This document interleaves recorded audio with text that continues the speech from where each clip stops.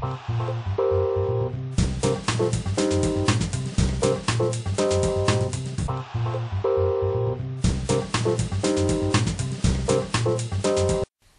à tous et bienvenue sur votre assistante, le blog. Aujourd'hui, nous allons découvrir comment effacer un élément d'une photo avec l'outil pièce de Photoshop. Il peut vous arriver parfois de prendre des photos et de vous apercevoir qu'un élément gâche votre photo ou que tout simplement vous souhaitez supprimer quelque chose de cette dernière. Pour cela, Photoshop possède un outil très utile, l'outil pièce. Pour utiliser cet outil, donc vous ouvrez votre photo avec Photoshop et vous sélectionnez l'outil pièce caché derrière l'outil correcteur localisé. Donc, il est ici, outil pièce. Donc cet outil s'utilise pour délimiter la zone à effacer et se sert d'une autre zone de l'image pour en copier les pixels afin de remplacer la zone sélectionnée. Donc dans la barre de l'outil, vous avez comme d'autres outils la possibilité de choisir une sélection unique, d'ajouter à la sélection, de soustraire de la sélection, ou de sélectionner l'intersection entre deux sélections. Vous pouvez rapiécer de manière normale ou en utilisant le contenu pris en compte. Donc ce dernier permet de fondre la sélection au plus près de la photo originale. La différence avec le remplissage d'après le contenu, que nous verrons dans un autre tutoriel, est qu'à l'aide de l'outil pièce, vous pouvez choisir la source à prendre en compte. Alors qu'avec le remplissage d'après le contenu, c'est Photoshop qui décide de choisir ce qu'il y a autour. Ensuite, vous avez l'adaptation. Donc, vous avez très strict, moyenne, continuité et très large. Donc, qui permet de choisir l'exactitude avec laquelle rapiécer. Et enfin, échantillonner tous les calques, qui permet d'utiliser l'outil pièce sur l'ensemble des calques en une seule fois, plutôt qu'uniquement sur le calque actif, comme nous avons vu sur d'autres outils aussi. Donc pour réaliser les exemples qui suivent, j'utiliserai toujours une nouvelle sélection avec un rapiècement avec contenu pris en compte. Alors il se peut que selon votre version vous ne l'ayez pas. Dans ce cas, vous prenez normal. L'adaptation, je vais la laisser sur moyenne. Et enfin, vous retrouverez les photos utilisées dans l'espacement. Échantillonner tous les calques, que vous cochiez ou non, ça sert à rien puisque on n'a qu'un seul calque. Donc, là, j'ai bien tous mes paramètres. Donc, je vais... Alors déjà, quand vous regardez votre curseur, vous voyez qu'il a changé d'aspect, puisqu'on est avec l'outil pièce. Donc, vous allez faire la sélection de votre élément à supprimer, comme vous le feriez par exemple avec l'outil lasso. L'outil lasso, on faisait quelque chose comme ça. Bon, là, ça se voit pas très bien parce que c'est dans le sable, mais bon, on voit bien les petits tirets qui clignotent. Donc là, je désélectionne, je reprends mon outil pièce. Donc, je vais simplement sur cette photo retirer l'empreinte, histoire d'avoir un sable complètement lisse. Donc, je sélectionne d'abord cette partie. Donc, une fois votre sélection effectuée, lorsque vous passez votre curseur au-dessus de la sélection, c'est-à-dire si je sors, je ne l'ai plus. Si je me mets dessus, vous voyez, vous avez donc toujours votre curseur en outil pièce, mais avec une petite flèche. Alors, à partir de cette sélection, vous allez faire un clic glissé vers la zone à copier. Donc, par exemple, je veux plutôt cette partie-là. Alors, je prends et je glisse. Et vous voyez, ça se change tout seul au niveau de ma zone. Et je relâche. Donc là, Photoshop calcule. Donc, je ne sais pas si vous l'avez vu, mais avant de relâcher, le curseur s'est encore une fois transformé. Là, il a terminé. Alors, par contre... je trouve pas l'effet très bon. Ouais, on voit quand même. Donc on va plutôt la prendre ailleurs. Je vais le faire au plus près. Donc là je désélectionne ce que je veux faire plus près. Voilà. On va se placer plutôt par là. Alors quand vous avez pris le contenu pris en compte pour le rapiècement, c'est pas grave si votre zone chevauche la zone à copier. Donc là je relâche. Voilà, vous voyez. Bon, c'est déjà mieux. Bon, il y a un petit côté flouté, mais l'avantage avec cet outil, c'est que vous pouvez vous y reprendre à plusieurs fois. Il n'y a pas de souci.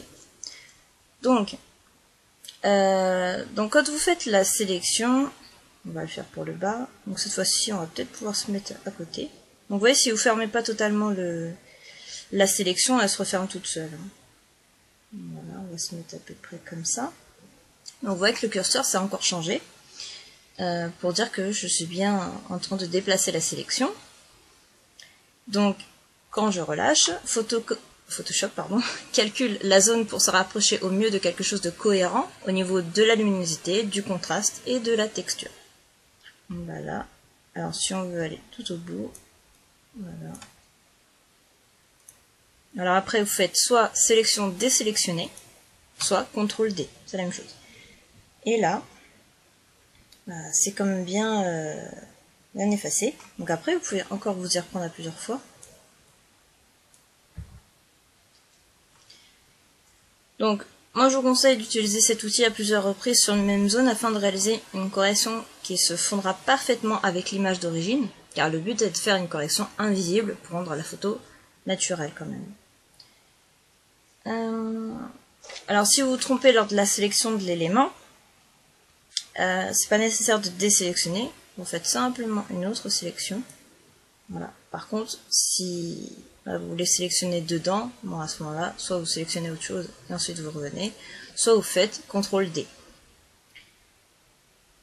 Et enfin, je vous conseille, lorsque l'élément à supprimer est assez grand, d'utiliser l'outil pièce en plusieurs fois pour avoir assez d'espace à copier. Donc je vais vous montrer quelques exemples. Donc là, je veux supprimer le stylo. Donc ce qu'on va faire, pour vous montrer l'avant-après, je vais dupliquer le calque. Je fais ma sélection, que je déplace.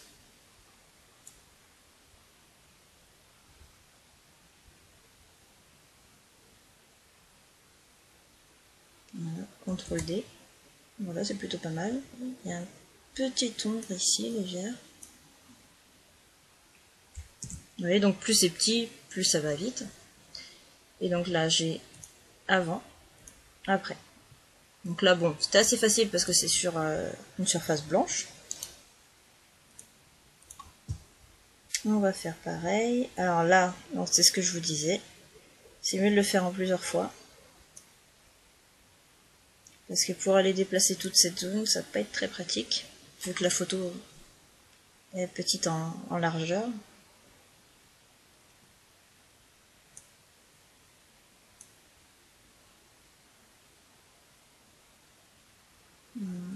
On va peut-être prendre un bout du ciel.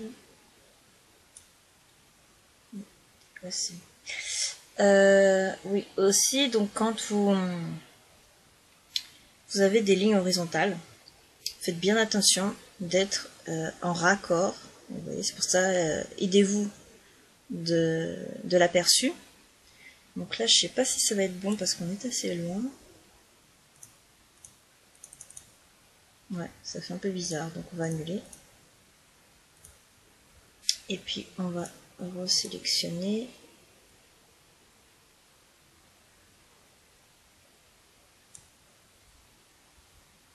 Voilà, et donc essayez de faire quelque chose de droit. Donc ça peut être pareil pour des immeubles, pour du rivage aussi, comme on va le voir juste après. Voilà. Ouais, c'est plutôt correct. Donc maintenant, je recule. Voilà. Et donc toujours avant, après. Donc après, on peut encore jouer sur les petites ombres. Mais bon, c'est quand même bien effacé. Cette fois-ci, on va effacer le bateau. Donc pareil, pour avoir bien la ligne d'horizon, je vous conseille de vous rapprocher. Donc sélectionner. Et vous le déplacer. Donc là, c'est à peu près droit.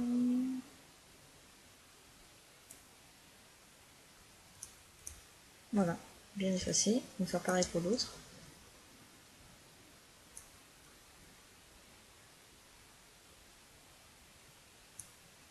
Donc après, bien sûr, si c'était décalé, vous pouvez bien sûr vous y reprendre après.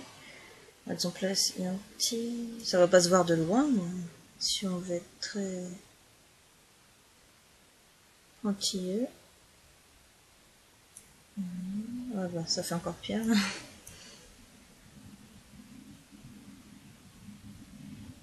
Et le truc c'est qu'il devait y avoir des vagues, donc ça fait un peu bizarre.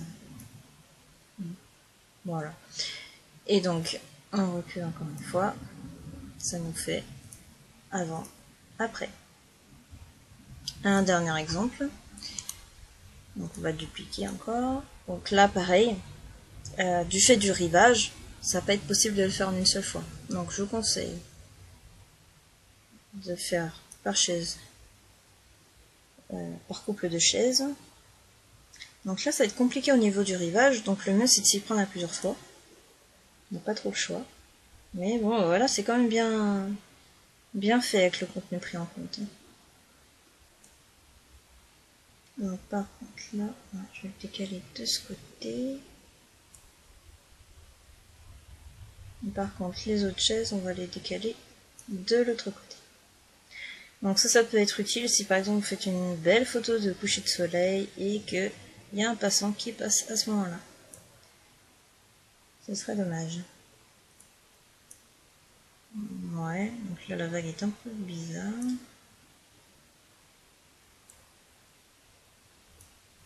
Voilà, et puis après le petit machin là, on peut le dépasser, il n'y a pas de souci. Il y a encore une chaise ici.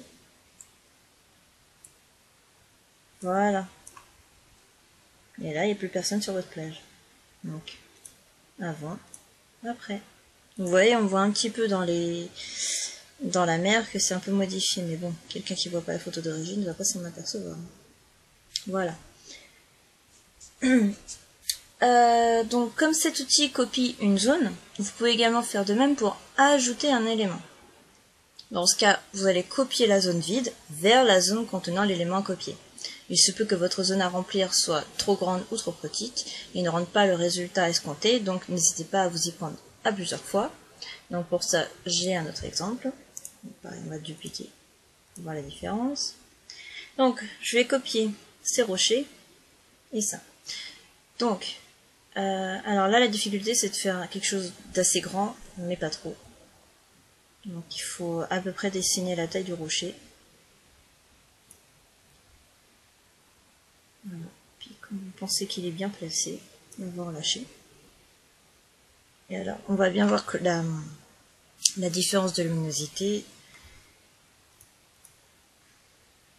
Non, il n'est pas bien pris. Donc, c'est pas grave, on s'y reprend. Donc, on désélectionne. En fait, c'est le bleu sous la mer.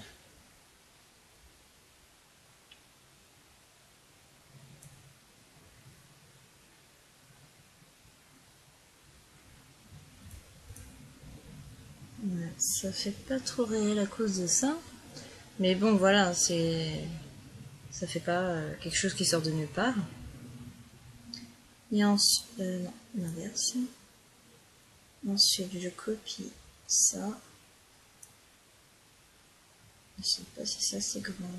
Non, c'est pas assez grand. Oui, ça se confond bien. Voilà.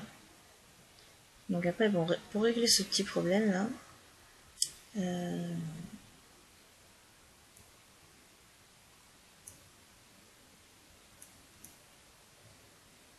ouais, en fait, il faudrait jouer encore un petit peu là-dessus, mais bon, vous avez compris le principe.